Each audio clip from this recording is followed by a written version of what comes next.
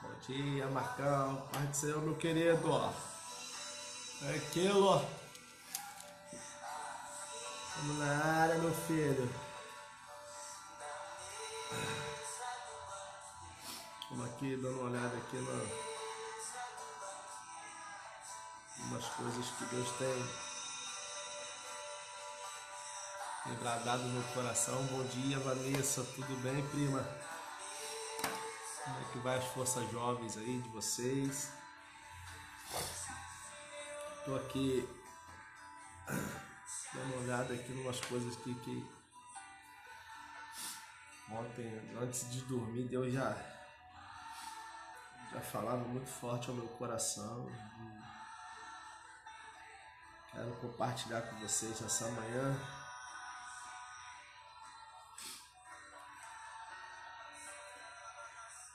Ok, Danose, minha filha, bom dia. Muito bom dia. Estou aqui rabiscando minha Bíblia aqui como sempre. Graças a Deus, graças a Deus. Mais uma terça-feira, mais um dia. A glória de Deus. Bom dia, prima. Tudo bem, né? Como é que tá as forças jovens? Ai, ai. Essa noite, graças a Deus, consegui dormir bem. Graças a Deus. É uma coisa que a gente quase não consegue dormir bem à noite. Só Deus. Tomando aquele chazinho gostoso para poder dar uma relaxada. Nessa época de pandemia tenho estudado bastante. Estudado bastante. Procurado ler bastante livro. Na verdade, eu tô até com um livro aqui, ó. Se vocês depois quiserem ler, né? Malcolm Smith, Esgotamento Espiritual. Livraço, tá, gente? Eu li esse livro quando eu estava no seminário e por ouvir tanta gente falar, pastor, eu ter passado por esgotamento espiritual, né, antes dessa pandemia vir, e todas as vezes que eu ouço alguém dizer, pastor, eu tô tão fraco espiritualmente, tô tão fraco, não consigo ler Bíblia direito, não consigo orar, tem gente que diz, não consigo nem sair da cama direito. Aí é uma questão da alma também, a gente sabe disso. E aí eu voltei a ler esse livro novamente. Esse aqui na verdade nem é meu, é da irmã Gerlane, né? Esposa do Kleber, que me emprestou. Na verdade eu vou ter que dar outro para ela, porque eu não consigo ler livro sem rabiscar, não. Eu rabisco bastante as observações, os detalhes do livro. Então eu rabisco muito, né? E eu já falei para ela, filha, vou ter que te dar outro livro, porque eu já rabisquei, já comecei a rabiscar o livro já. E ele é um livro muito gostoso de ler. Malcolm Smith, ele trabalha sobre... na verdade, ele trabalha... Bom dia, Lígia. Bom dia, Marielle. Na verdade, Malcolm Smith, ele trabalha muito a questão, né, de que os grandes homens e mulheres da Bíblia, né, eles tiveram em comum, né, todos os homens e mulheres que a Bíblia destaca que foram usados poderosamente por Deus, eles tiveram seus momentos de declínio espiritual, tiveram seus momentos de esgotamento espiritual, né? Ele vai destacar muito a postura de Asaf, né? Asaf nos Salmos. Ele vai falar sobre a postura de Davi, né? Então eu acho fantástico, a linguagem muito boa. Eu aconselho vocês lerem, porque é muito bom mesmo, muito bom, né? Esgotamento espiritual, Malcolm Smith, não é? Se você for comprar para ler, né? É uma cabeça de fósforo queimando, tá vendo? É uma cabeça de fósforo queimando. Livraço, livro extraordinário, tá? Eu tô lendo ele de novo, né? Tem livros que eu gosto de ler, tem muitos livros, eu posso até indicar vocês aí, se vocês quiserem. Tem bastante livro aí que você pode comprar, de autores que você pode comprar, que são extraordinários. Ajuda muito, tá? Ajuda muito, né? Tem muita gente hoje, graças a Deus, que tem tido essa integridade, né? com as escrituras e eles têm Max Lucado, esses camaradas aí você pode comprar. Tem um livro, né, Derrubando Golias, de Max Lucado. Ele ainda remove pedras, de Max Lucado. Rapaz, gente, os livros meio... Você começa a ler, você não quer parar de ler não, você vai grifando, tem muita coisa assim de Deus, né? Derrubando Golias, então, o primeiro livro de Max Lucado que eu li, não tem como não, os caras são, a gente costuma dizer assim, meio do lado avesso. Bom dia, Regina, tudo bom, abençoada? Muito bem, queridos, eu quero refletir aqui com os irmãos aqui, né, com vocês, né? O nosso horário agora é 7h37 agora, pelo celular aqui, né? Pelo relógio aqui do pulso ele é mais adiantado. Muito bem, eu quero compartilhar algo com vocês aqui, baseado em Marcos capítulo 6, verso 45. Eu acredito que você já deve ter ouvido falar do texto, tomara, né? E aí vai tornar mais fácil a nossa comunicação. Eu quero dizer que eu vou tomar bastante cuidado com o horário, né? Vou tentar ser bem objetivo aqui, né? Vou indicar assim, né? Depois eu vou separar ali uns temas ali, uns livros que eu tenho ali, uns títulos, né? Vale a pena. É claro que eu gosto, por exemplo, Max Lucado, que Max Lucado ele não é só livro de autoajuda, não. Max Lucado também uns livros de aprofundamentos, né? Então é violento. E agora tem livros que você pode sim, online, né? É uma ótima opção. Por exemplo, eu não consigo ler não livro digital, né? O e-book baixado, eu não consigo ler. Vocês acreditam nisso? Eu tenho que ter o livro na mão porque eu gosto de rabiscar. Eu não sei se isso é coisa de gente imperativa. Eu sou imperativo pra caramba. Eu gosto disso aqui, ó. Eu gosto de caneta azul, caneta preta, vermelha. Eu tenho esses detalhezinhos, tá vendo? Ó. Então, assim, por incrível que pareça, tem coisas que eu vou destacando em cores. Então eu sei, poxa, essa linguagem aqui tá falando disso, aquele tá falando disso, né? Então... eu gosto de rabiscar, né? Então, quem consegue ler online, aí, quem consegue ler digital, top. Deus abençoe vocês, eu não consigo não, eu não consigo mesmo, né? Mas Max Lucado eu acredito que vocês encontram sim, vocês vão encontrar sim. Bom dia, Miriam, tudo bem? Vamos lá, queridos, eu quero compartilhar com vocês aqui, eu quero destacar no texto algo aqui que passa batido. Eu acredito que ele é conhecido, mas tem um detalhe nele, né, que eu nunca vi ninguém destacar, nunca vi, e não estou aqui dizendo que eu quero ser diferente de ninguém não, mas eu gosto de detalhes, né, eu gosto de examinar as escrituras no detalhes. Lembre-se sempre, vai ler Bíblia, duas perguntas não pode faltar no seu coração: por quê e para quê, né? Por que e para quê vai te ajudar muito lendo Bíblia. Na verdade, essa é uma regra de prática que eu adotei na minha vida para qualquer leitura, né? Bíblia, né? E livros, né? Então,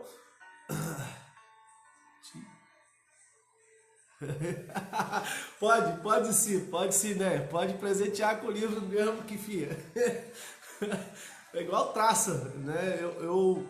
Depois que eu fiz o tratamento psicológico, eu fui numa psicóloga e eu tinha um costume, para vocês terem uma ideia, eu consigo ler 2, 3 livros juntos. Por exemplo, eu saio do esgotamento espiritual, vou para Max Lucado, vou para Joyce Meyer, vou para outros livros fáceis, assim. Tinha semanas que eu conseguia, teve um período que eu estava conseguindo ler 2 livros em 2 semanas. Né? Um paralelo ao outro. De manhã eu lia um e à noite eu lia outro, né?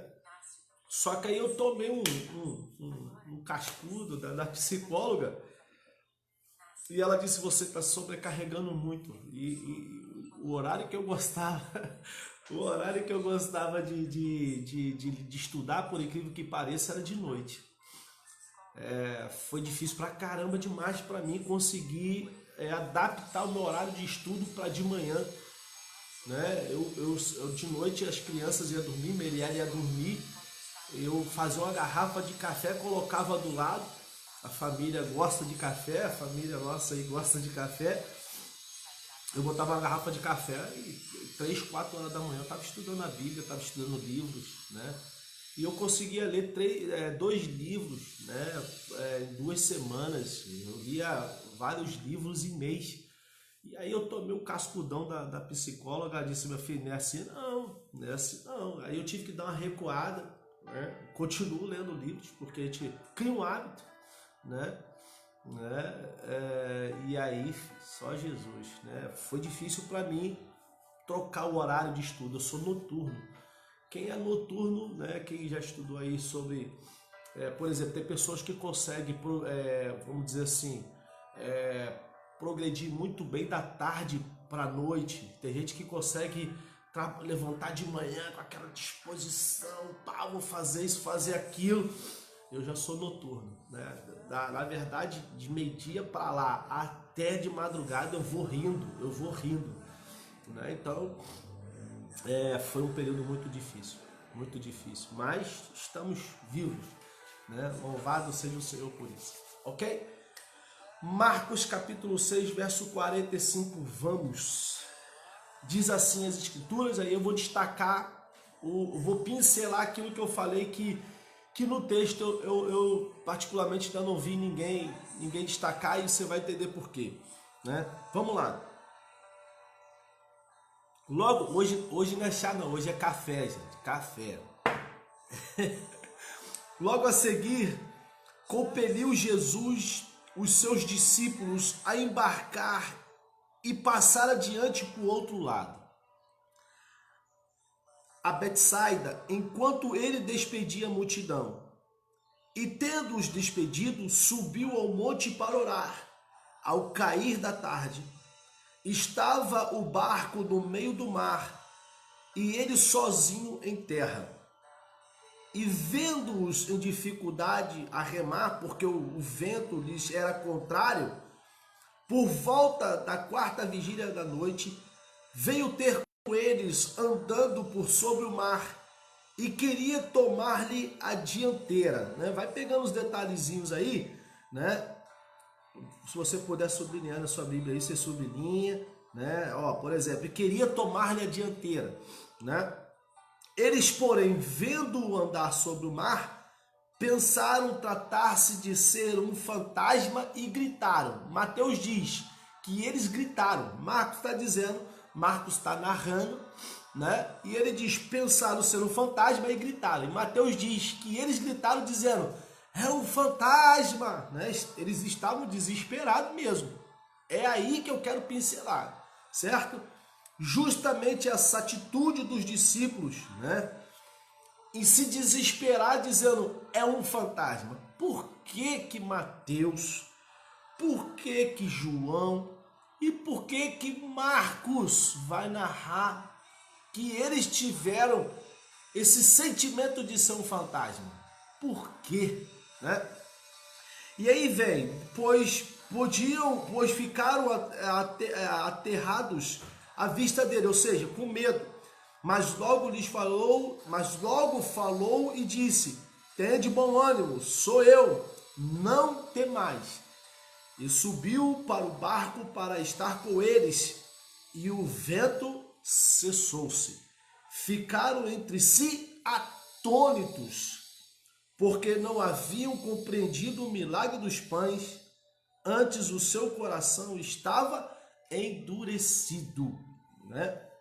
Muito bem, queridos, eu quero, como eu disse, pincelar, né? Eu sei que se você já costuma ver sermões, né, ouvir sermões, se você costuma na igreja, você com certeza já ouviu um sermão sobre esse texto aqui, né? Jesus, ele está com os discípulos, uma grande multidão já aperta Jesus, e Jesus tinha uma prática que ele não abria mão, Jesus orava, né? Jesus, sendo Jesus, ele orava, né? Jesus, ele tinha o costume de de vez em quando ele sair para a oração, né? Na verdade, era uma prática quase, não é de vez em quando não, era uma prática quase que diária na vida de Jesus. Todas as vezes que Jesus fazia algo também extraordinário, né? Lembre-se, né? Aquilo que é sobrenatural para a gente é natural para Jesus.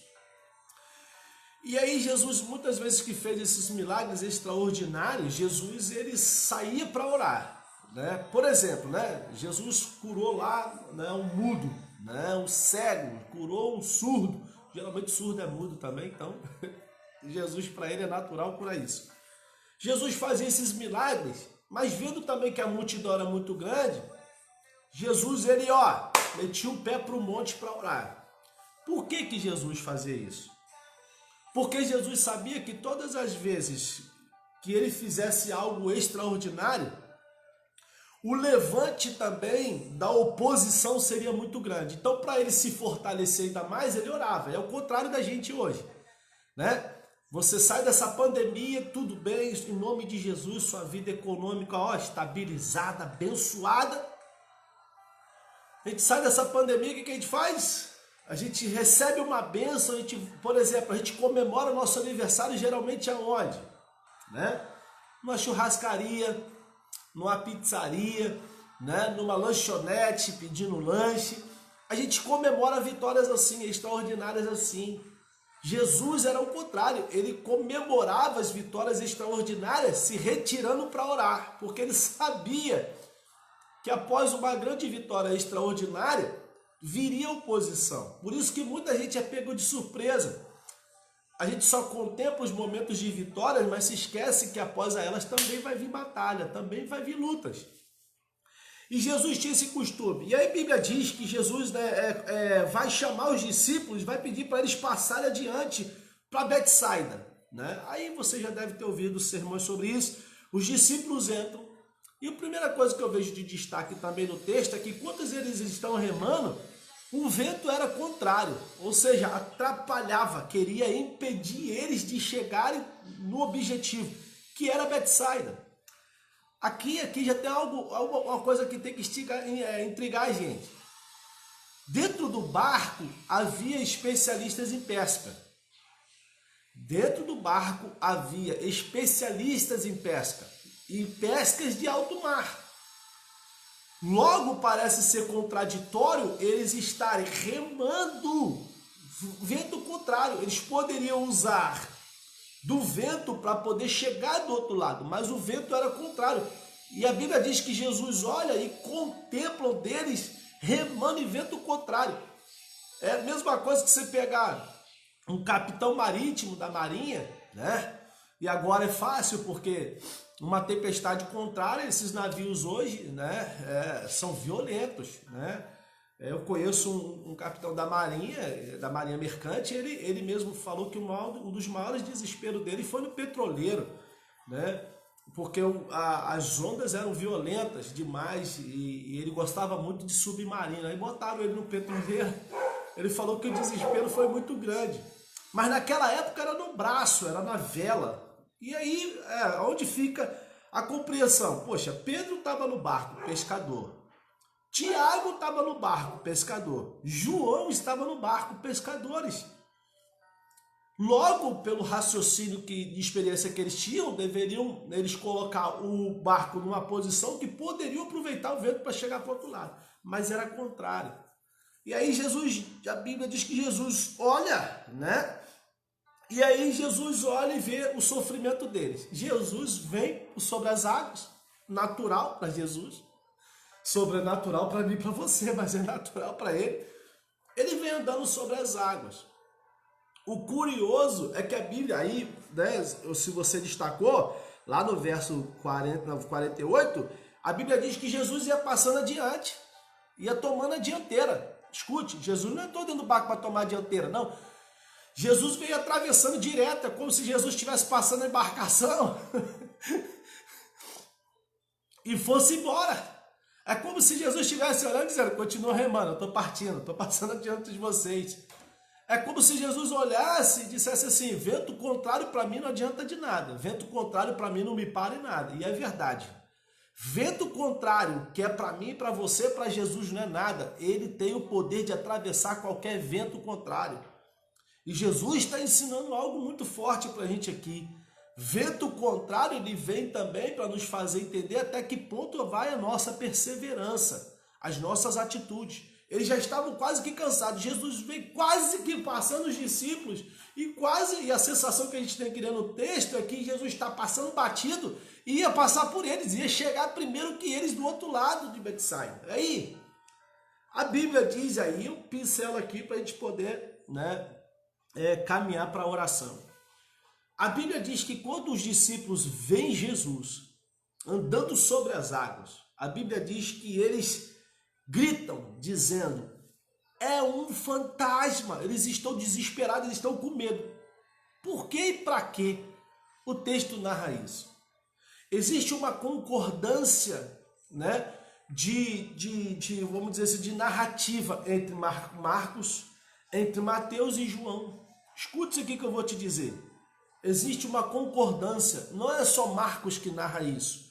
João narra e Mateus narra. Quando existe uma concordância entre evangelhos, principalmente, e você precisa destacar algumas coisas que os três estão em concordância unificada, juntas.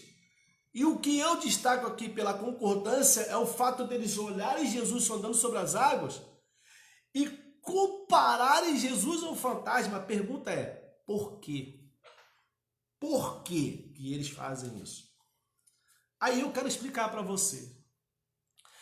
Existia um mito daquela época, Eu antes de quebrar o mito aqui, eu vou falar um negócio para você aqui. Quem aqui cresceu com os pais contando história da Cuca vai te pegar? Lembra quando você ia dormir e o seu pai ou sua mãe cantava dorme, neném,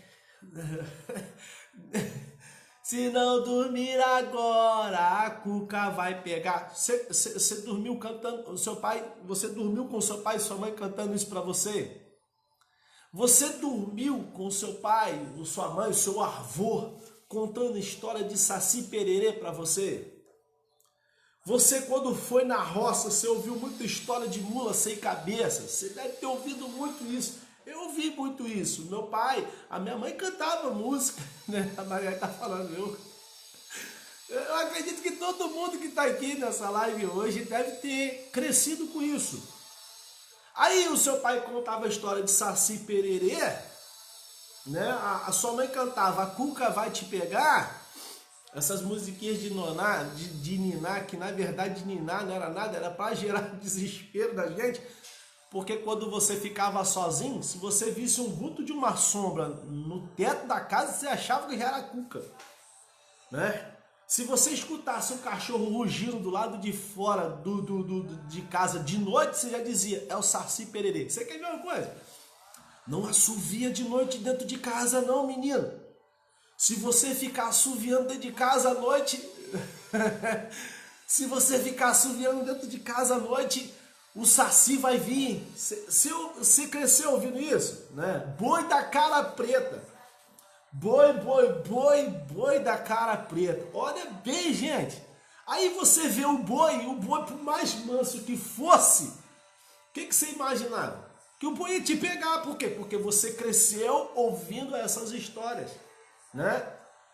Boa parte delas folclóricas, Porque a gente também aprendeu na escola que havia mula sem cabeça, Saci, Pererê.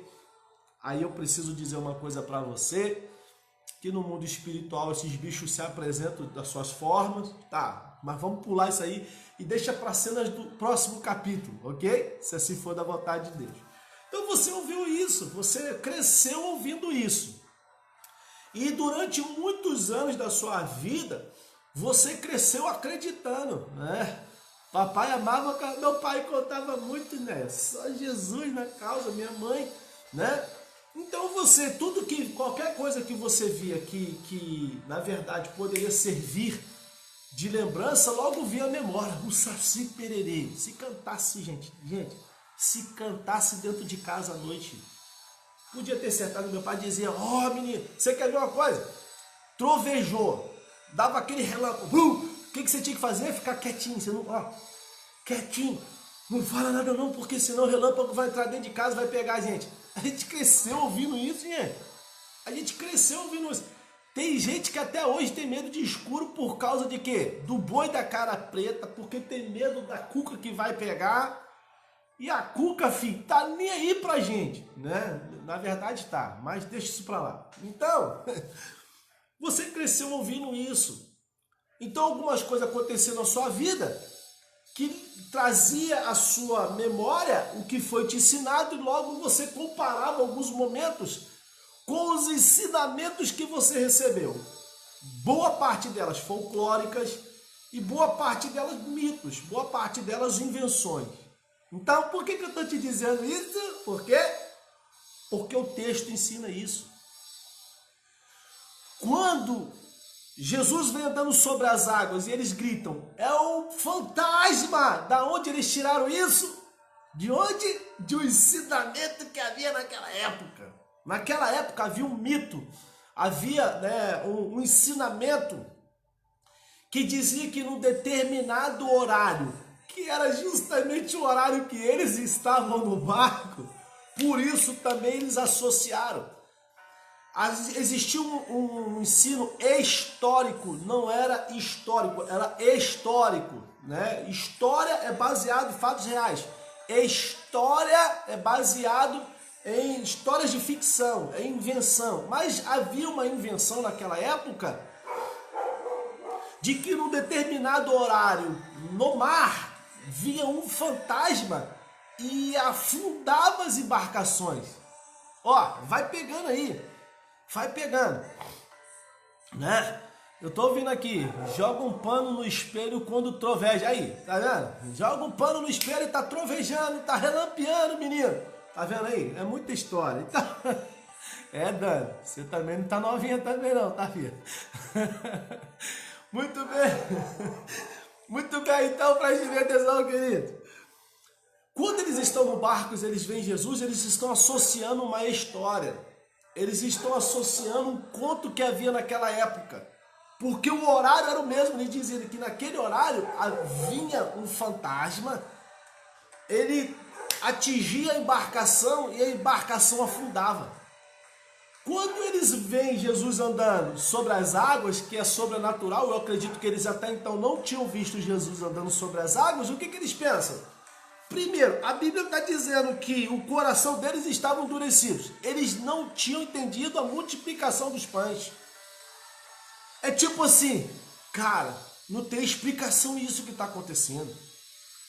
A brincadeira foi tão bacana da multiplicação dos pães, porque Jesus usa eles para multiplicar os pães. Jesus dá o modelo. Ó, eu vou fazer tudo. Ó, outra brincadeirinha aqui. Tudo que o mestre mandar, fazeremos todos. E se não fizer, ganharemos um bolo. Lembra dessa brincadeira? Ó, já vai vindo coisa aqui. Por isso que é bom a gente ter tido infância. Glória a Deus pelas nossas infâncias. É tempo de infância. Eu tive infância, irmão. Graças a Deus. Essa rapaziada aí Nutella aí, geração micro-ondas, geração Netflix, geração PlayStation, não sabe, irmão, o que é isso não. Então a gente tinha essa brincadeira aí, tudo que o mestre mandar, fazeremos todos, né? Aí Jesus diz assim, ó, o que o mestre fizer, vocês fazem depois, ok. Aí Jesus, Pai, te dou graças. Ele primeiro agradece ao pão. Te dou graças. Aí ele parte o pão. Quando Jesus acaba de partir o pão e entrega essa metade aqui para Pedro, que ele vai dar continuidade à multiplicação, essa metade que está na mão de Jesus aqui já se tornou no pão inteiro. A brincadeira foi tão doida, tão espetacular para eles, que a Bíblia vai dizer que sobrou 12 cestos cheios de pães. Por quê? Porque eles ficaram tão impressionados que Pedro chegou no cesto dele. Depois de multiplicar os pães, ele continua multiplicando o pão e jogando no cesto, porque ele não estava entendendo nada e estava dizendo, como é que pode isso, cara? Só que a Bíblia diz que o coração deles ainda está endurecido. Então, quando eles veem Jesus vindo sobre as águas, eles dizem, é o fantasma. Primeiro, o vento já era contrário. Mais um motivo para eles acreditarem na história. Mais um motivo para eles acreditarem na ficção, oh, caramba, é um fantasma, o vento já é contrário. Aí pronto, Pedro deve estar agora fritou. Nós conhecemos a história diz que vem uma tempestade, o fantasma vem e afunda a embarcação. Por isso que eles gritam dizendo, é um fantasma, porque eles ouviram a história da Conchichina daquela época. E fantasma naquela época não afundava barco, até porque fantasma sempre foi a história que vovô e vovó contavam pra gente. Fantasma não existe, pode existir mundo espiritual, aí sim é outra história. Agora fantasma não, você vai de fantasma, o morto morreu, o morto vai vir me puxar meu pé. Queridos, prestem bem atenção, não existe isso. Não existe esse negócio de morto morrer, né? Morto morrer e morto vir puxar o nosso pé, não existe isso não. A Bíblia diz em Hebreus que ao homem está ordenado morrer uma só vez e depois disso vem o juízo. Por que eu estou destacando isso aqui? Por que eu estou pincelando aqui para a gente poder já orar? Né? Porque tem muita história que a gente ouviu do nosso passado que nos assombra hoje. E histórias do passado que são historinhas para a gente dormir e que na verdade era mais para tirar o sono, né? A mamãe cantava boi, boi, boi, boi da cara preta. Ela saía do quarto. Quem ficava no quarto? Quem ficava no quarto era a gente. E com quem? Com o boi da cara preta, gente. Olha que doideira. Tadinha da mamãe, né? Tão inocente. Boi, boi, boi, boi da cara preta. Ela saía dormir no quarto dela. E com nossos pais acompanhados, né? E a gente ficava sozinho. Sozinho com quem? Com o boi da cara preta, que a gente dormia lá, olhando igual zumbi pro teto. Cadê o boi da cara preta? Cadê a cuca que vai me pegar? A gente cresceu ouvindo isso. E você parar para pensar sobre essas histórias muitas vezes podem te impedir de viver o sobrenatural de Deus na sua vida. Essa história dos discípulos acreditar que é um fantasma quase que impediram eles de viver algo sobrenatural. O que era algo sobrenatural? Jesus entrar no barco. A Bíblia diz que foi Jesus entrar no barco, ele só entrou no barco.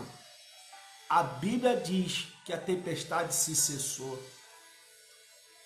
Jesus tira eles de uma história de ficção e leva eles para uma história de realidade. Escute, deixe de viver ficções.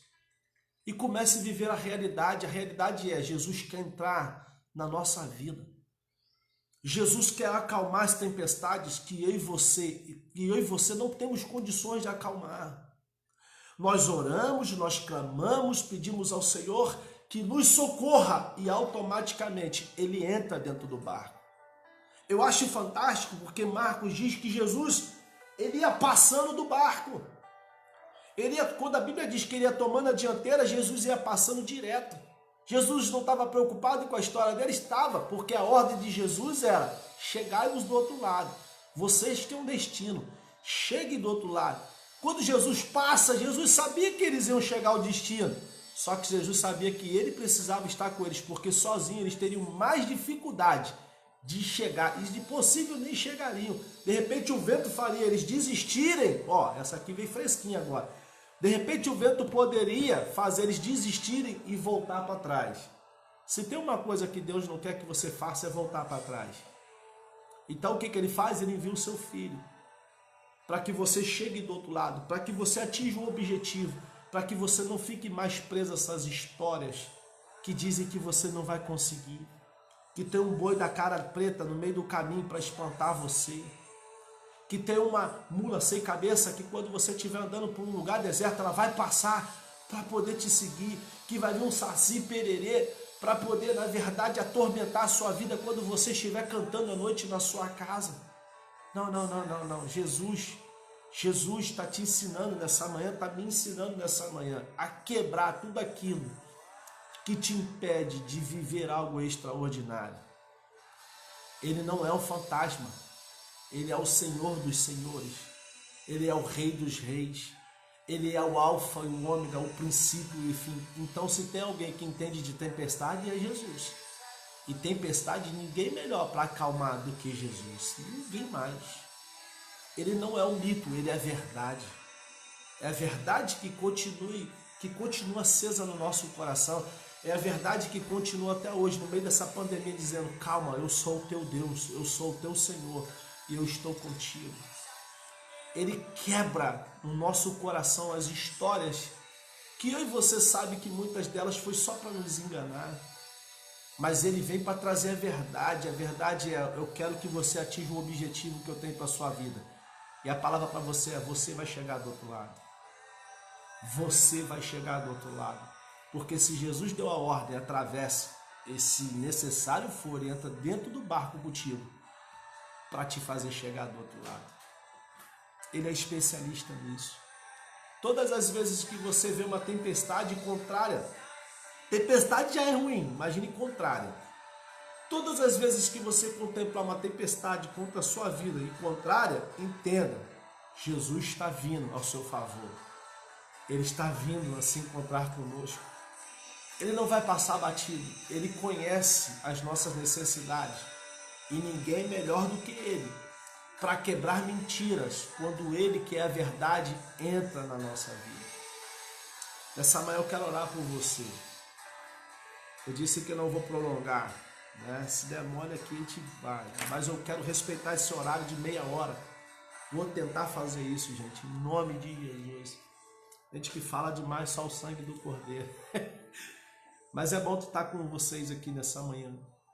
Jesus, ele entende melhor do que ninguém sobre tempestade. O que é tempestade para você? O que é tempestade para mim e para você? Para Jesus é uma brisa. Por quê? Porque Jesus não vê a tempestade. Jesus vê a brisa da calmaria sobre a tua vida. Então entenda isso. A tempestade pode ser contrária demais. Jesus já contempla você do outro lado. Porque ele está no barco. Porque ele está no barco. Então eu quero orar por você.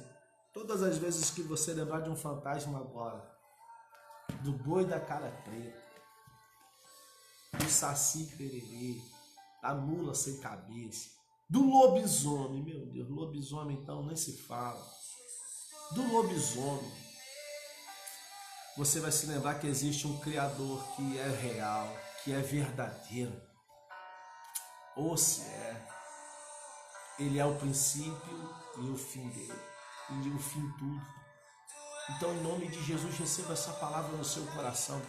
Aquieta a tua vida, querido. Aquieta a tua vida. Se você está desesperado nesse momento, acalma-te, porque Jesus está acalmando a tempestade.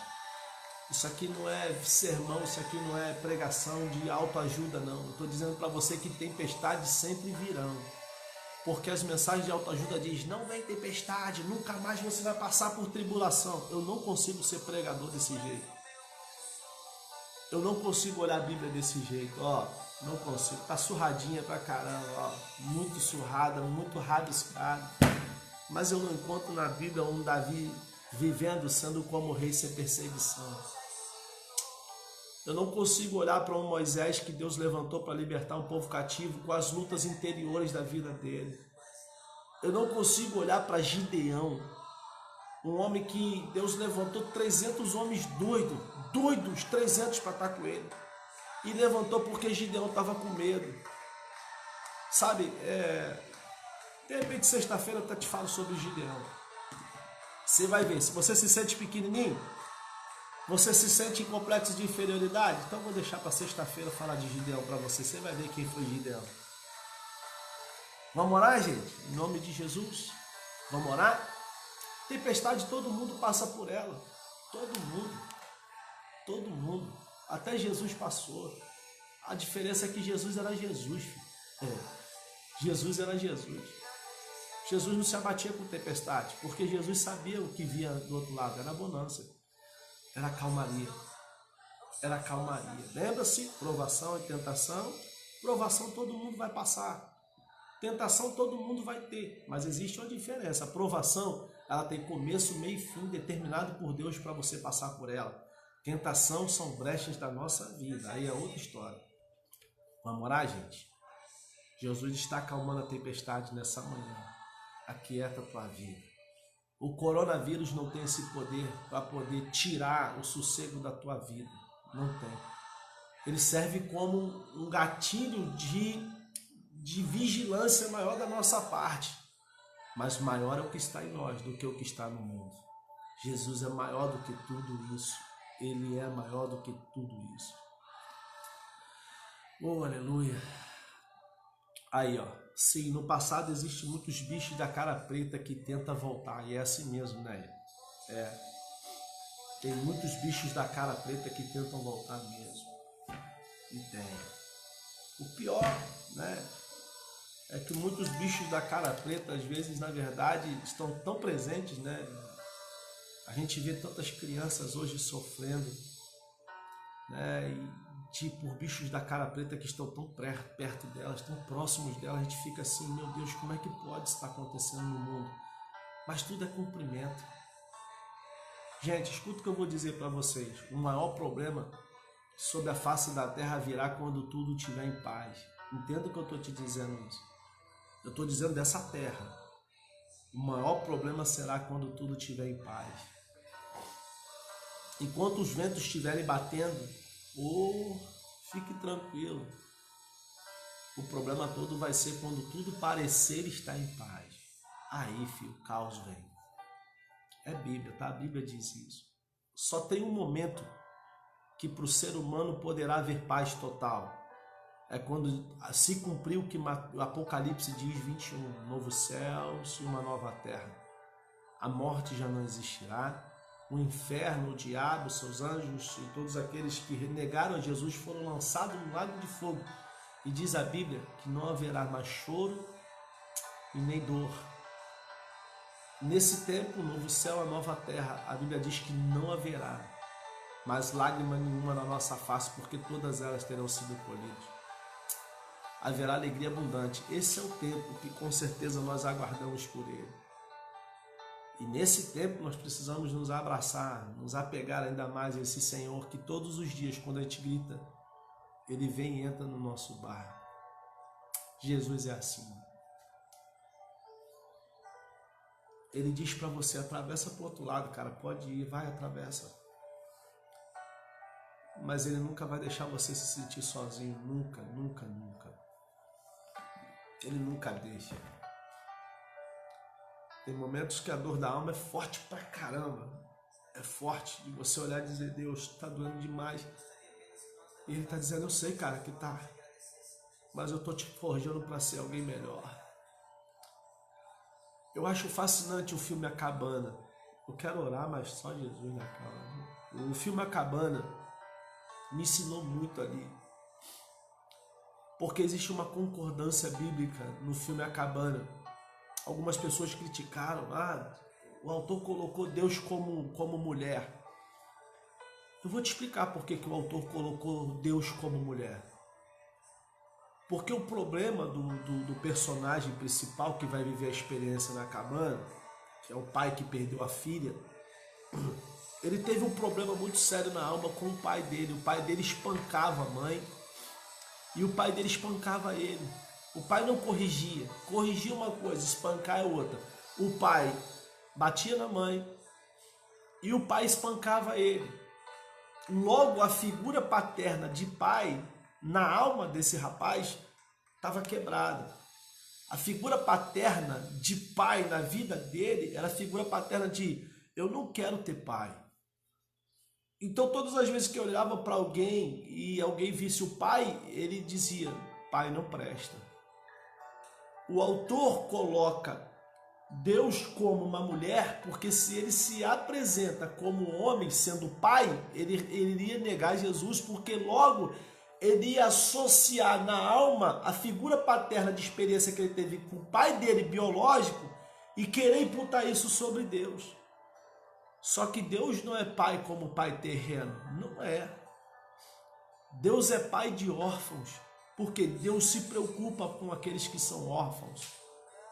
Preste bem atenção nisso. Mas tem uma parte do filme que eu acho extraordinária.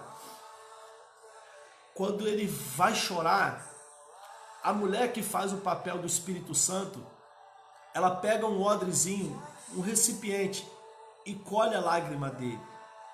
O salmista diz, que todas as nossas lágrimas são colhidas no odre do Senhor. Escute o que eu vou te dizer. Não existe uma lágrima sequer que no meio da tempestade Jesus não venha colher ela. Eu vou repetir para você.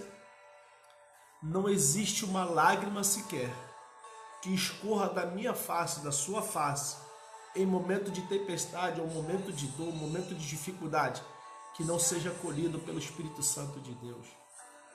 Todas elas, diz a Bíblia, estão colhidas no odre do Senhor. E é promessa. Aquele que vai andando e semeando e chorando, voltará com alegria, colhendo seus molhos. Você está semeando com as suas lágrimas, para voltar colhendo com alegria, e alegria e abundância. Vamos orar, gente? Em nome de Jesus, se você tiver algum pedido de oração, coloca aí para mim poder estar orando durante a semana. Sexta-feira estaremos aqui novamente, e aí, em nome de Jesus, a gente vai falar um pouquinho sobre Gideão, Juízes, tá? Tá em Juízes, se você quiser procurar. Vamos orar? Jesus, eu quero agradecer ao Senhor nessa manhã, uma manhã tão poderosa que eu posso sentir a presença do Senhor dentro da minha casa aqui. Eu posso sentir o sossego da Tua presença na minha alma, no meu espírito, no meu corpo, aqui dentro, Senhor, da copa da minha casa. Eu creio, Senhor, que cada um também está sentindo a Tua presença na sua casa nesse momento. Senhor, em nome de Jesus, nessa manhã eu peço que o Senhor venha entrar no nosso barco, que o Senhor venha quebrar os mitos, as historinhas da Conchichina que foram contadas até com boa intenção, porque a gente só passa aquilo que imprimir em nós, a gente só vai reproduzir aquilo que imprimir em nós. Não houve maldade dos nossos pais nos ensinar a história da cuca, a história do boi da cara preta. Não houve maldade. Eles, na verdade, estavam reproduzindo em nós o que, na verdade, foi imprimido neles. Mas nós queremos imprimir nos nossos filhos a história da Tua palavra. E que todas as vezes que essas histórias tentarem, meu Pai, nos assustar, nós vamos tomar posse da Sua palavra, porque Jesus vem sobre as águas. Jesus não é um fantasma, Jesus é o Senhor dos Senhores. Portanto, Espírito Santo, nessa manhã eu peço, acalma a tempestade na vida desse ou dessa que está nessa live nessa manhã. Que em nome de Jesus o Senhor jogue por terra toda a aflição da alma, toda a dor da alma. Em nome de Jesus, daqueles contos que disseram que às vezes até hoje nos assombra, como a Néia mesmo falou aqui, histórias contadas lá atrás, e que a sensação que a gente tem é que o boi da cara preta ainda está pegando. Mas nós acreditamos na Tua palavra, Senhor.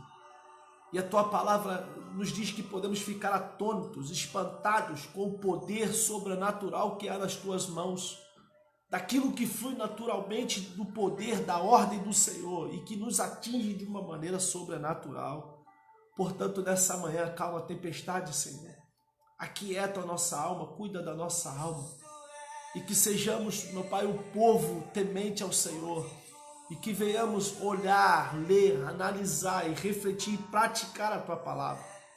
Que o Senhor nos conceda, meu Pai, uma terça-feira poderosa, uma quarta-feira cheia da Tua presença, uma quinta-feira sobrenatural, e sexta-feira de manhã estaremos novamente aqui unidos, orando, clamando, e continuamos clamando pelo Brasil, Senhor, para que essa tempestade da pandemia, do vírus, não só do vírus, mas de muitas enfermidades, que é consequência da desobediência também do homem diante do Senhor, nós pedimos que a misericórdia do Senhor seja aplacada sobre o Rio de Janeiro, seja aplacada sobre a Bahia, seja aplacada sobre o Espírito Santo, seja aplacado sobre Belo Horizonte, o Amazonas, enfim, Senhor, aonde essa pandemia, como tempestade tem vindo, nós pedimos, entra Espírito Santo, entra Jesus nesses estados, e que o Senhor venha governar, estabelecer o Teu governo no Brasil.